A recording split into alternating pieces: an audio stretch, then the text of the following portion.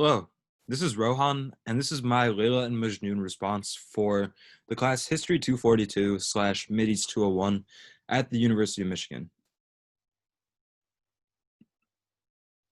Okay, so to kick things off, I want to provide a brief roadmap and a brief idea of where I'm going and where I want to take this presentation slash reflection. So there are 3 or 4 main areas that I'll really touch base on.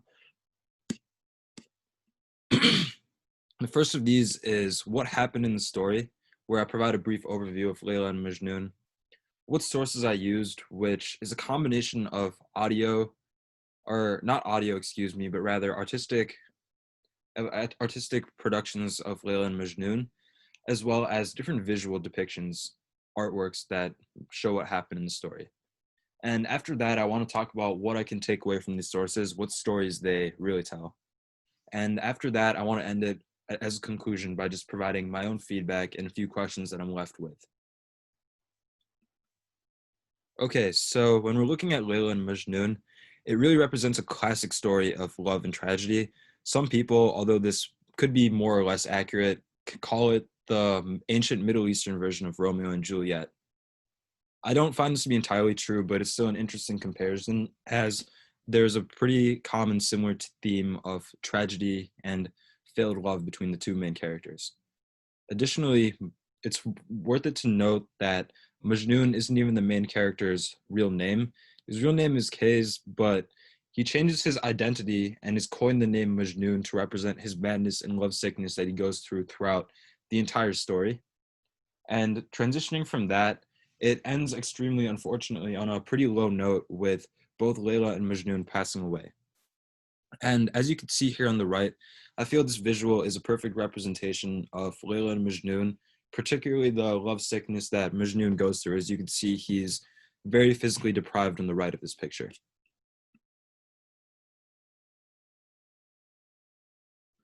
Okay, so now that I'm transitioning into more of my reaction after I've given a brief synopsis of the story, I want to let you know that the sources I used were 5 different visuals.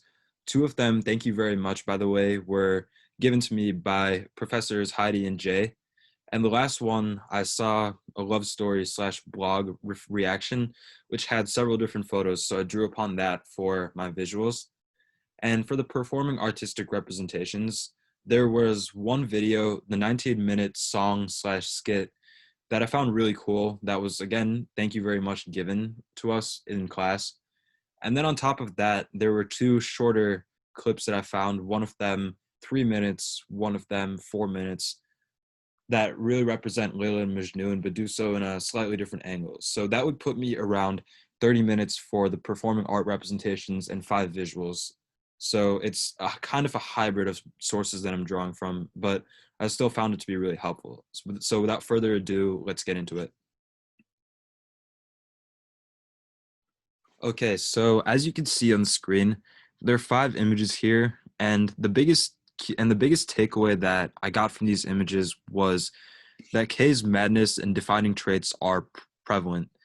Although a picture most definitely does speak 1,000 words, it's really hard to show his madness and depict them in any of the images.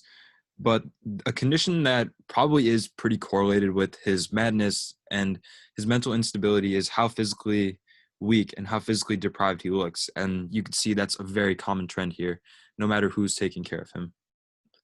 A few other things I want to talk about here are the historical values in medicine.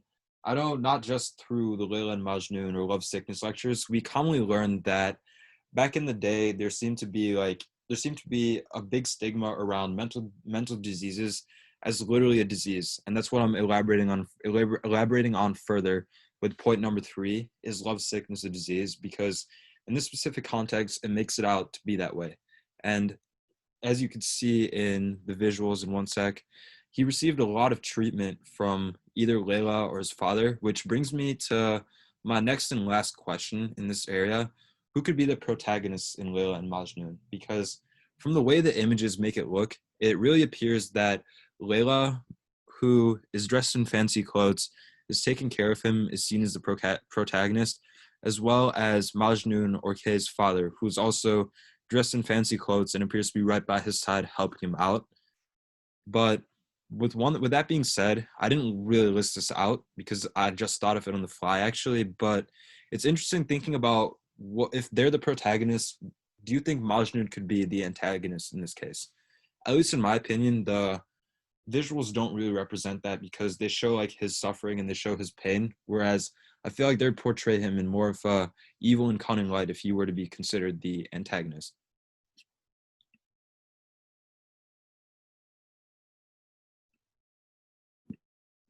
Okay, so the next thing I wanted to really get into was comparing the three plays, the three YouTube videos that I described when debriefing on the sources that I'm touching upon. So, with that being said, Layla and Majnu, the full song, the 19 to 20-minute skit was the first major source that I drew from. So, following the same approach that I did for looking at the visuals and answering them with the considerations that were presented to us in discussion, I'd say the first thing I could take away from this play are Quay's madness, his evil, and the need to get him out of society and get him away from Layla really prevailed throughout the film, where there were several occurrences of him being called evil, dating back to his school days, and him being abused, humiliated, and tortured by all of the actors in the play. And that's really interlinked with the second point here, where forbidden love, mainly the love between Layla and Majnun, is not looked upon fondly. So another thing I was really able to detect here was the emotions of Majnun and Layla's love are easily detectable because there were several times where Layla felt really bad that Majnun was being abused and attacked. She was crying. She felt angry as a whole with everyone's really terrible feelings towards him. And you could clearly see that Majnun was sad as well because, as it's commonly known, Layla was his love, and it's just really sad to see how he was treated, how he was kept away from it. And on top of that, with what I covered earlier about Quay's slash Manju's madness, evil, and his overall persona in the film, it appears that he's being portrayed as the agonist in this play, whereas the forced lover who appears in one scene, a very happy, upbeat, dancing and golden light scene, and Layla would be considered the protagonist in this specific play. So the next thing I looked upon is the Layla Majnun official trailer. And while this isn't a full-on movie or a full-on play, I feel it's generally the case that trailers do a good job summarizing the movie, summarizing key points, and giving a brief overview of what's going to happen and who represents who. So I thought the trailer in this case did a great job, especially compared to the full song, stories you read in class, and other background research that I've done. So, anyways, my takeaways from this specific one are Quay's madness is briefly displayed with him talking about talking about Layla. He comes off as mad, he comes off as overenthusiastic, but the main focus of this specific trailer is on Layla. So it's clear that she's depicted as the protagonist, and this play is really focused around her feelings, emotions, and love sickness, showing her feeling sad and crying several times throughout the trailer. And a common trend with this, clearly depicted by how Layla and Majnun feel, is the fact that, or more so the opinion that forbidden love is again frowned upon.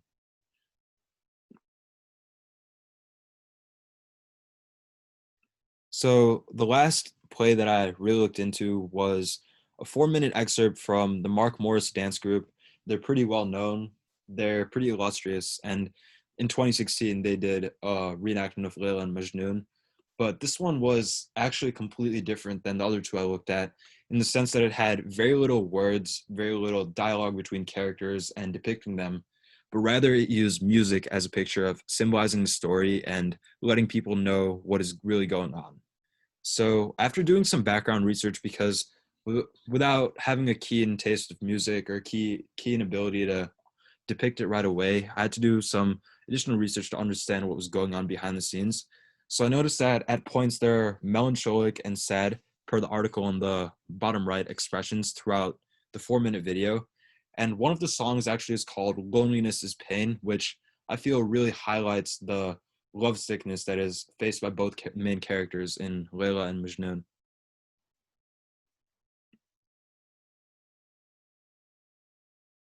Okay, great. So now that I've really looked into all of the visuals, all of the audio recordings slash plays and provided my analysis on those pieces, I'm left with three questions that wrap up my feelings and overall what I've been able to learn about Layla and Majnun. So with that being said, my first one is how interlinked are Majnun's physical and mental deprivations? Because I touched on this earlier in the visual that I showed where Layla's taking care of Majnun and he looks extremely skinny, extremely deprived. Again, I'm pretty sure a causal relationship could be present here where his love sickness, inability more so to live without Layla, and just his overall feelings at the time really contributed and manifested in not only his health, his daily life, but rather his physical life as well, as he clearly looks weak and starved, deprived, whatever you want to call it, in all of the pictures. And another question I have is who could the real antagonist be if there are several depictions of Layla as the protagonist and my personal opinion, Majnun as the protagonist as well, because it's clearly centered around him. And he, for my opinion, again, seems to be a good guy going through a terrible situation. So I think the real antagonist here could be Layla's parents for the mistreatment of Majnun, inability to listen to her, as well as just how they handled the overall situation. Again, this could be something completely different if this were to be more of a modern play, but it's interesting to see what was the top thought behind creating creating that character and depicting them as that, or how interlinked that was with reality at the time. And another thought of mine for who an antagonist could be is the quote unquote disease of love sickness as a whole. Sorry about the typo, by the way, but I feel that love sickness is really the demon in the story that ended up in the downfall of Majnun and Layla. And I feel like that could be looked at as the greater evil in the story because while it was thought of as a disease back then, that could really signal how bad and how horrific it was and what overall negative impact it had throughout the story. And my last question, I touched on this earlier, is why is there any doubt that Majnun should be the protagonist? I get that several films were just trying to give not a factual, but the depiction of how they viewed it. But I really think that Majnun, as I mentioned earlier, is a good guy who's just going through a tough situation of love sickness, an inability to get Layla off his mind. And I feel like the story should have ended happily ever after, but it didn't.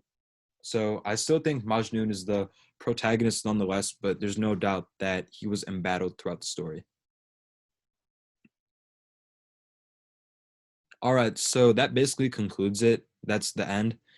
Before I leave, there's one thing I want to say to Heidi and Jay. Thank you very much for giving us students the opportunity to take some creativity, take a different form and more interactive form of putting this assignment together rather than just droning on and writing like a 700 to 900 word essay, because I had a lot of fun and I enjoyed doing some background research, analyzing and speaking about this report to you too. And I hope that you enjoyed giving this assignment out as well.